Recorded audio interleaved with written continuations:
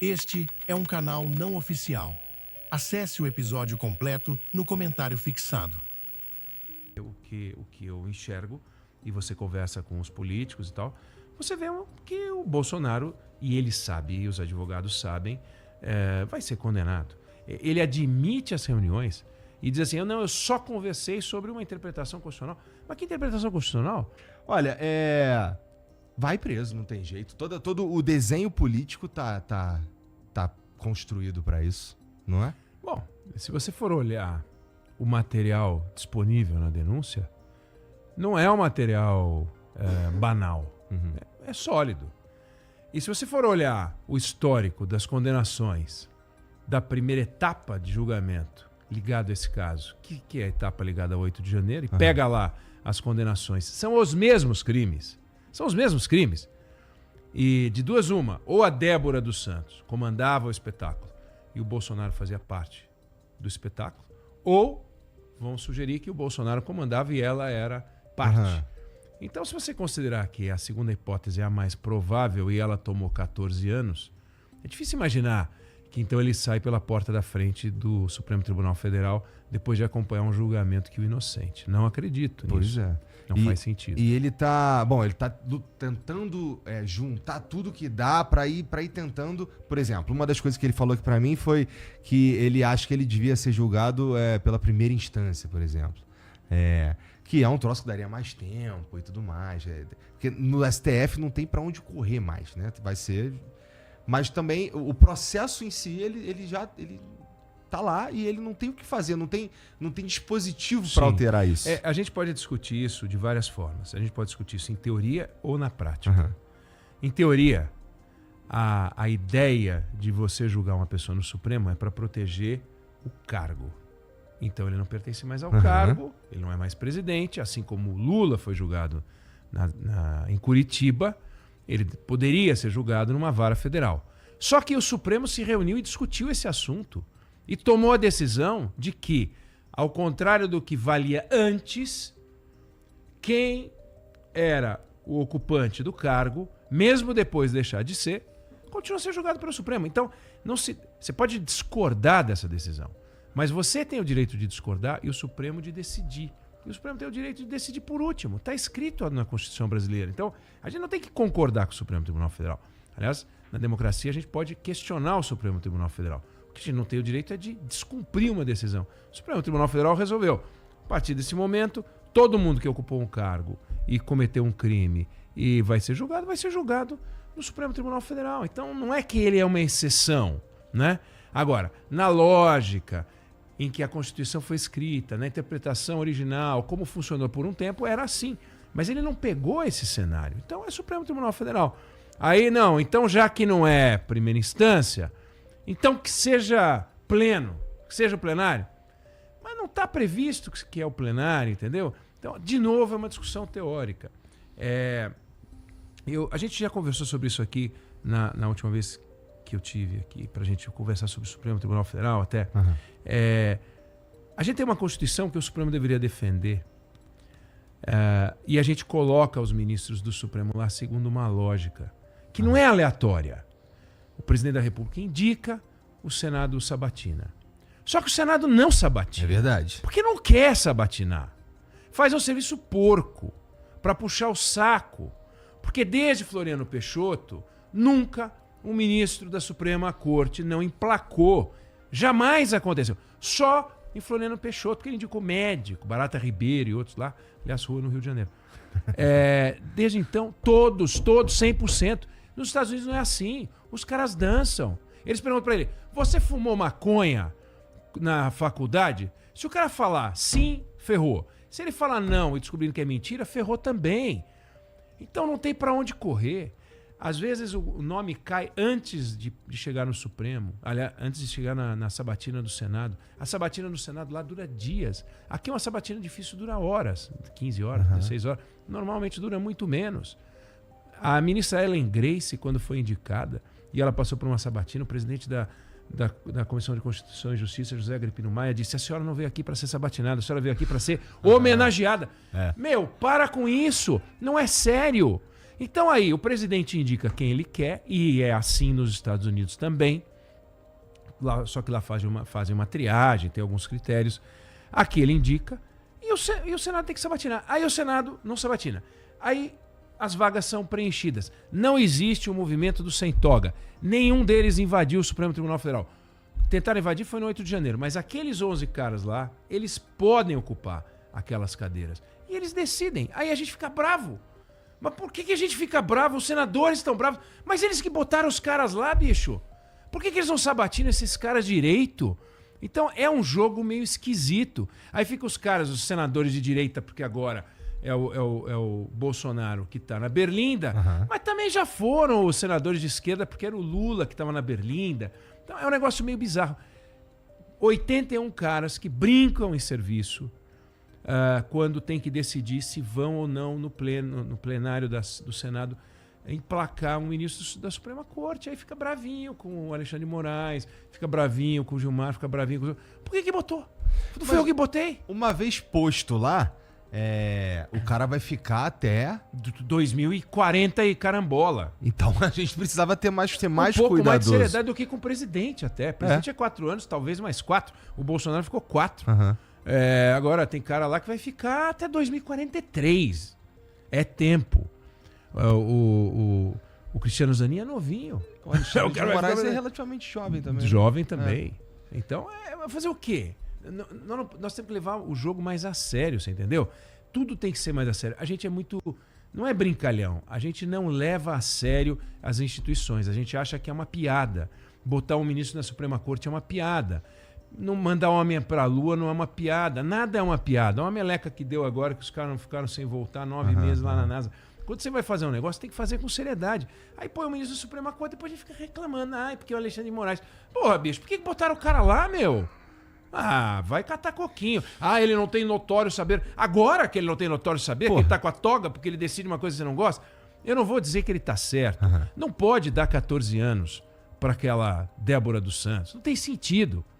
Agora, também não pode dizer o seguinte: que menina feia, leva uma chinelada, porque não pode. Não é assim também. Desculpa, não tinha criança lá. Não tinha bobo no 8 de janeiro. Todo mundo que foi pra lá foi pra fazer uma coisa que não se pode permitir. Então não dá pra dizer, não, é só destruição do patrimônio. Eu acho que é mais.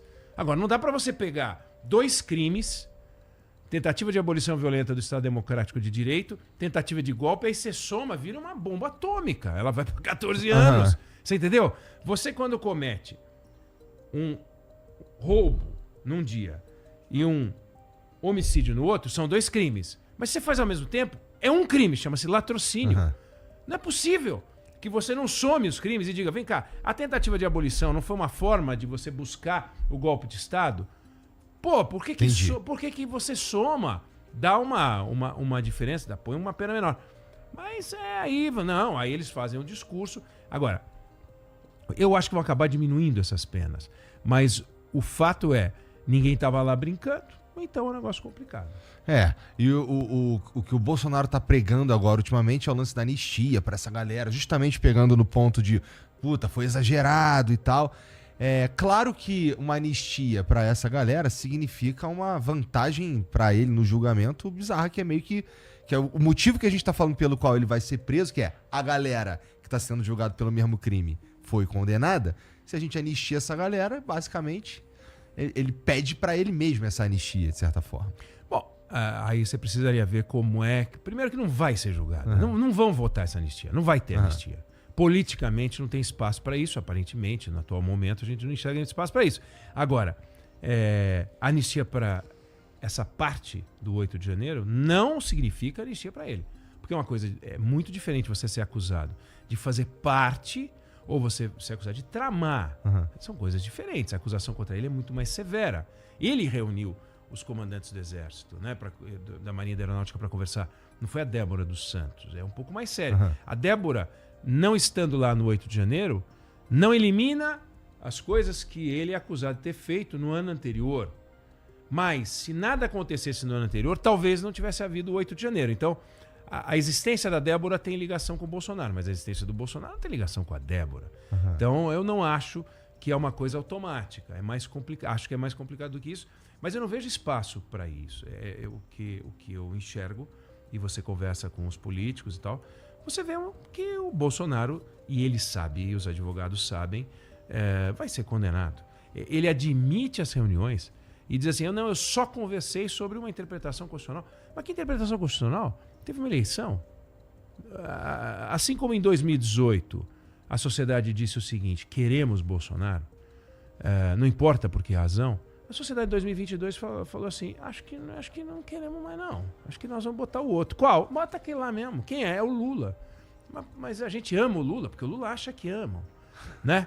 Que as pessoas amam. Como Bolsonaro também achava que as pessoas em 18 estavam amando.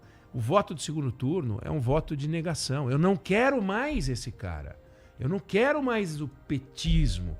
Então eu vou botar esse Bolsonaro aí pra ver o que dá. Aí o Bolsonaro ficou 4 anos, as pessoas falaram, eu não gostei, bicho, eu não tô feliz. Mas assim, você reparou a margem de votação? É 0,9. Eu não tô feliz, mas isso é um bocadinho da sociedade que não tá feliz. Outro bocadinho tá. Então é uma sociedade muito dividida, como aliás é nos Estados Unidos, em outros lugares, né? Mas o fato é, a maioria disse, não queremos mais, vai o Lula. Aí ele pega e faz reunião para saber o que faz para resolver. Como faz para resolver o quê? Resolve se você vai entregar a faixa ou não. Quer ir para os Estados Unidos, quer fazer o papelão eu acho um papelão não passar a faixa, mas até aí é o direito dele. Não está escrito que ele tem que passar a faixa, está escrito que ele tem que sair pro outro entrar. Aí ele não queria sair também, não é só passar a faixa, ele não queria passar a faixa e não queria passar o cargo. É um problema. Mas assim, você acha que vamos lá, Bolsonaro preso, ele atiça essa pequena parte, essa pequena diferença que elege o PT, que elege o Lula em 22, começa a olhar as coisas de uma forma diferente? Será que a gente não agita? Eu não tô falando que não tem que prender não, tá? Eu tô falando que será que a gente vai ter um efeito até mesmo por parte do bolsonarismo, do próprio Bolsonaro, de inflamar a galera pra... Você é Flamengo, eu sou São Paulo. Quando o meu São Paulo joga mal, eu não viro Flamengo. Verdade. E você não vai deixar de ser Flamengo, porque... Mas será que não tem o cara que fica assim, puta, é mesmo? Tem que estar preso. Mas o cara que fica assim, esse cara não ia votar no PT. Imagina um cara que vê o Bolsonaro ser preso e diz, agora eu me revoltei, eu ia votar no Lula e vou virar Bolsonaro. Quem é esse cara, bicho? Deve ter 4. Deve ter 4. E eles tiraram a camisa de força. Qual é o seu nome? Ele fala Napoleão. Mas qual? Bonaparte. Ah, tá, desculpa, eu não sabia certamente o seu nome. Ninguém é assim. O cara que é Bolsonaro é Bolsonaro. O cara que é Lula é Lula. O cara pode ser Lula pra caramba, o cara pode ser Lula por falta de alternativa, mas ele não será Bolsonaro se ele for um cara mais à esquerda. Existe isso, o cara mais à esquerda. Existe o cara mais à direita. Aí você fala, não, mas não existe uma sociedade que não é Bolsonaro e não é Lula? Existe. Existe. Ele pode ir de Bolsonaro para Lula e de Lula para Bolsonaro? Acho difícil. Acho que é um cara que pode querer uma outra alternativa. Pode acontecer. Mas acho pouco provável que o Bolsonaro sendo preso, surjam bolsonaristas que não eram defensores do Bolsonaro, né? Você pode ver manifestações. E aí pode interpretar que essas manifestações representam o surgimento de novas pessoas. Acho que não. Eu acho que pode ter gente que resolva fazer manifestação. Mas eu não consigo enxergar, assim como não aconteceu com o Lula, eu não consigo enxergar pessoas indo à rua em grandes paradas, em mobilizações, porque se o Bolsonaro for preso. Não consigo enxergar isso. O que eu consigo enxergar é as lideranças políticas que hoje ficam acanhadas, com medo de se manifestar e tomar uma bifa do Bolsonaro, porque o Bolsonaro preso, solto, é a liderança. O Lula preso botou o Haddad no segundo turno. Pô, isso é sinal de poder. Imagina, o Bolsonaro também. O Bolsonaro pode não ser candidato, mas ele é um eleitor importante.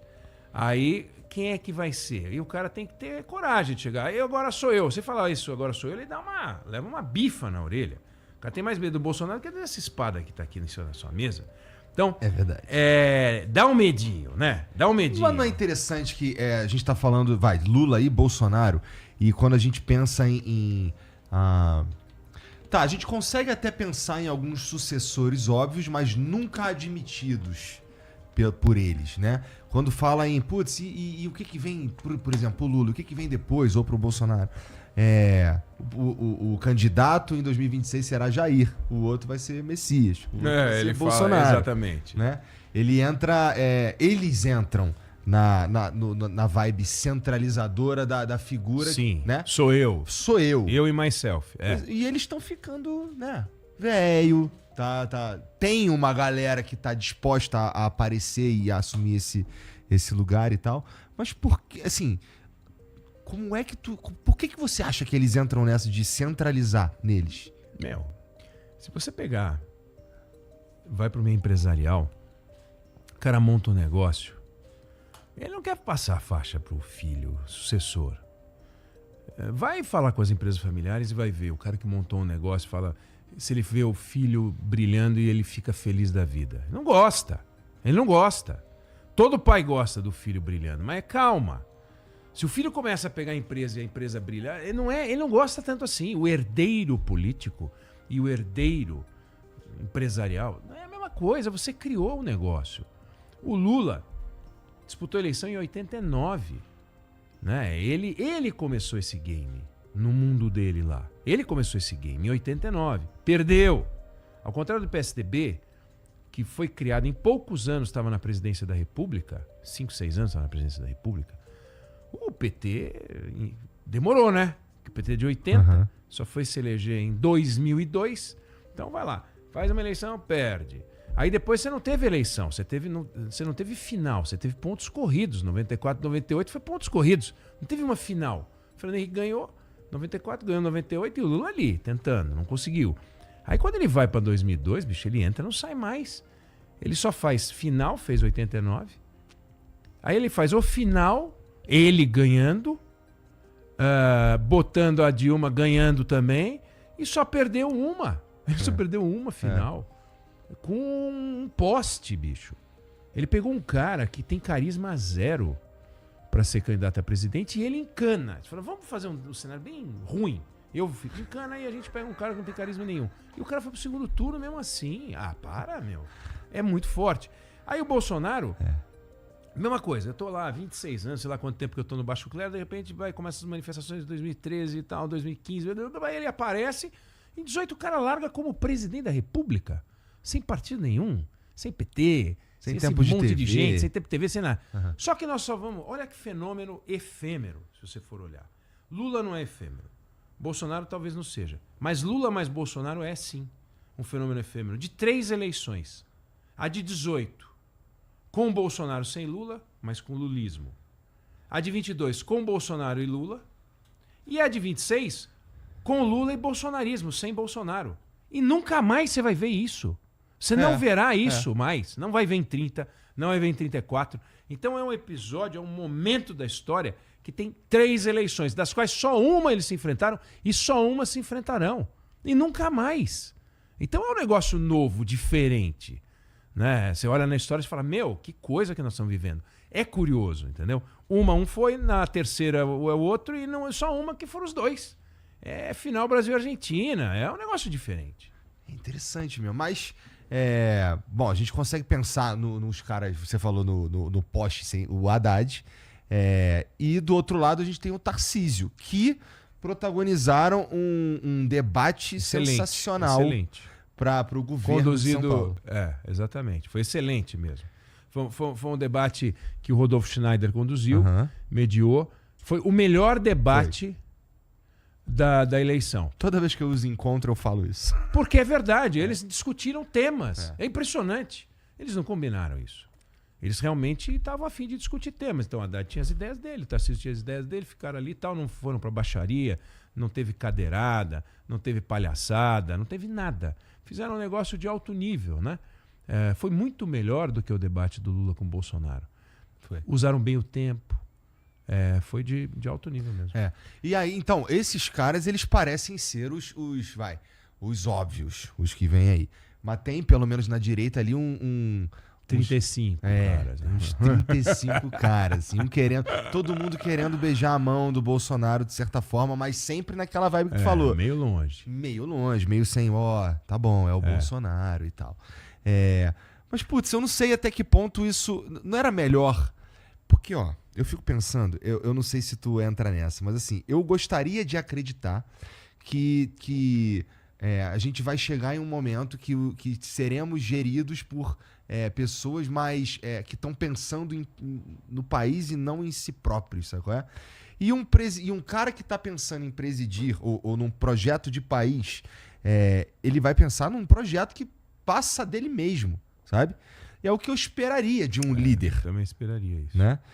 Putz, e não é meio triste que não role? É pavoroso. É assustador. Para quem tem filho, neto, acredita no Brasil, torce pelo Brasil, tem orgulho de ser brasileiro, tem esperança na política, porque não há alternativa à política. Não há alternativa. Você não consegue fazer uma transformação no país pela iniciativa privada. A iniciativa privada não tem tamanho para isso.